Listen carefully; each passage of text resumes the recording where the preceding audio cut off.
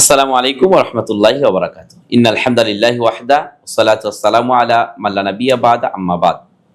প্রশংসা আল্লাহ সুবহানাহু ওয়া তাআলার জন্য, আলহামদুলিল্লাহ। দরুদ ও সালাম বর্ষিত রাসূলের প্রতি সাল্লাল্লাহু আলাইহি ওয়াসাল্লাম। ইউনাইট টিভির পক্ষ থেকে সকলকে আন্তরিক শুভেচ্ছা, অভিনন্দন, মোবারকবাদ। সম্মানিত দর্শক ও শ্রোতা মণ্ডলী, আমরা আশুরায়ে মুহররম সম্পর্কে গুরুত্বপূর্ণ কিছু কথা আপনাদেরকে স্মরণ করিয়ে দিব ইনশাআল্লাহ। আশুরায়ে মুহররমের করণীয় কাজ সেটা হচ্ছে সিয়াম পালন করতে হবে। 10 মুহররম সিয়াম পালন করতে হবে এবং এই সিয়ামটাকে রাসূল সাল্লাল্লাহু আলাইহি ওয়াসাল্লাম উত্তম বলেছেন। হাদিসটি সহিহ মুসলিমে এসেছে। আল্লাহ নবী সাল্লাল্লাহু আলাইহি ওয়াসাল্লাম বলেন, আফজালুস সিয়ামে বাদা রমাদানা শাহরুল্লাহিল মুহররম। আল্লাহ নবী সাল্লাল্লাহু আলাইহি ওয়াসাল্লাম বলেন যে ফরজ সিয়ামের পরে, অর্থাৎ ফরজ সিয়ামের পরে সর্বোত্তম সিয়াম হচ্ছে আশুরায়ে মুহররমের সিয়াম, অর্থাৎ 10ই মুহররমে যে সিয়াম পালন করা হয়, এই সিয়ামটাকে আল্লাহ রাসূল সাল্লাল্লাহু আলাইহি ওয়াসাল্লাম ফরজ সিয়ামের পরে সবচাইতে উত্তম সিয়াম বলে উল্লেখ করেছেন। তো আল্লাহ নবী সাল্লাল্লাহু আলাইহি ওয়াসাল্লাম বলছেন যে যদি আমি আগামী বছর বেঁচে থাকি তাহলে 2 দিন পালন করব, 9-10 অথবা 10-11। তো আমাদের করণীয় কাজ হচ্ছে আমরা 2টি সিয়াম পালন করব, 9 মুহররম এবং 10 মুহররম, অথবা 10 মুহররম 11 মুহররম। আমরা 2টি সিয়াম পালন করব, ইহুদিদের আমরা বিরোধিতা করব ইনশাআল্লাহ। আর এটা আসলে আমরা এই যে সিয়ামটা পালন করব আসলে কেন করব, আমরা অনেকে হয়তো এটা ভুল বুঝে থাকি। আমরা অনেকেই মনে করি যে হোসাইন রাদিয়াল্লাহু আনহু তিনি কারবালার প্রান্তরে শহীদ হয়েছিলেন, এই জন্য এই সিয়ামটা পালন করা হয়। এটা নিতান্তই ভুল এবং ইতিহাস বিকৃত ঘটনা। কিন্তু আমরা যে সিয়ামটা রাখবো এটা নাজাতে মুসা, অর্থাৎ মুসা আলাইহিস সালাম ফেরাউনের কবল থেকে বেঁচেছিলেন এবং তিনি সিয়াম রেখেছিলেন। সেই সিয়ামটা হচ্ছে 10 মুহররম, আর আমরা সেই নিয়তেই সিয়ামটা রাখবো ইনশাআল্লাহ। তবে আমরা যারা ভুল ধারণা করছি এবং ভুল নিয়ত করছি এবং ভুল যেটা জানি যে হোসাইন রাদিয়াল্লাহু আনহুর শাহাদতের কারণে আমরা 10 মুহররম সিয়াম রাখি, এটা নিতান্তই ভুল।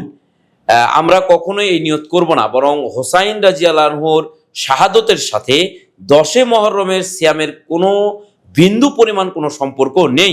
কেননা রাসূল সাল্লাল্লাহু আলাইহি ওয়াসাল্লাম নবুয়তের আগ থেকে নিয়ে এই সিয়ামটা পালন করতেন। আল্লাহ নবী সাল্লাল্লাহু আলাইহি ওয়াসাল্লাম আগে থেকেই সিয়াম পালন করতেন। তাহলে হোসাইন রাদিয়াল্লাহু আনহুর মৃত্যুর সাথে বা শাহাদত বরণের সাথে এই আশুরায়ে মুহররমের 10 মুহররমের যে সিয়াম আছে, এই সিয়ামের কোনো সম্পর্ক নেই। এবং আমরা আরো কিছু কথা আপনাদেরকে স্মরণ করিয়ে দিই যে আমাদের সমাজে একটি গান প্রচলন আছে। আমরা অনেক সময় সেই গানটি 10 মুহররমে শুনতে পাই, অনেকেই গানটা বাজান। সেটা হচ্ছে যে ফাতেমা রাদিয়াল্লাহু আনহা কান দিয়া বলেন যে আজ বুঝি কারবালাতে হাসান হোসেন শহীদ হয়ে যায়। এটা আসলে একটা মূর্খতা আমরা বলবো, কারণ খুবই মূর্খতা। কোথায় 50 বছর ফাতেমা রাদিয়াল্লাহু তাআলা আনহার মারা যাওয়ার প্রায় 50 বছর পরে কারবালার সেই ঘটনা ঘটেছে, কারবালায় হোসেন শহীদ হয়েছেন। তো এত দীর্ঘ সময় আগে, 50 বছর আগে তার মা ফাতেমা রাদিয়াল্লাহু আনহা তাহলে কিভাবে জানলেন? যদি জানেন, আমি ধরে নিলাম যুক্তিতর্কের খাতিরে যে জানতে পারেন তিনি মা, তাকে আল্লাহ জানিয়ে দিয়েছেন।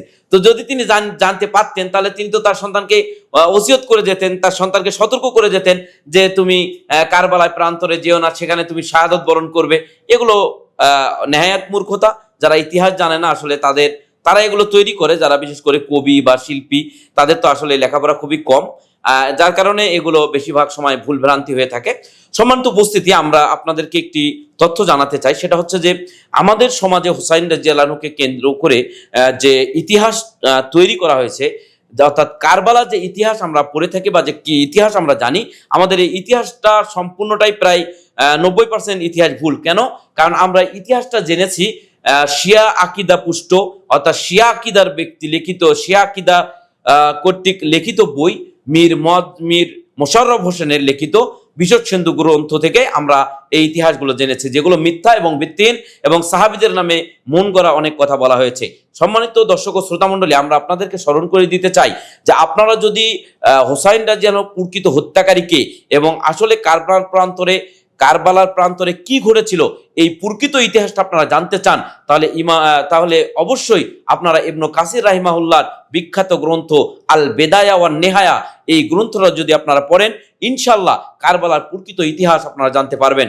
আসুন আমরা সঠিক ইতিহাস জানি এবং মুহররম সম্পর্কে আমাদের ধ্যান ধারণার পরিবর্তন করি এবং শিয়াদের আকীদা মানহাজ থেকে আল্লাহ যেন আমাদের সকলকে বেঁচে থাকার তৌফিক দান করেন।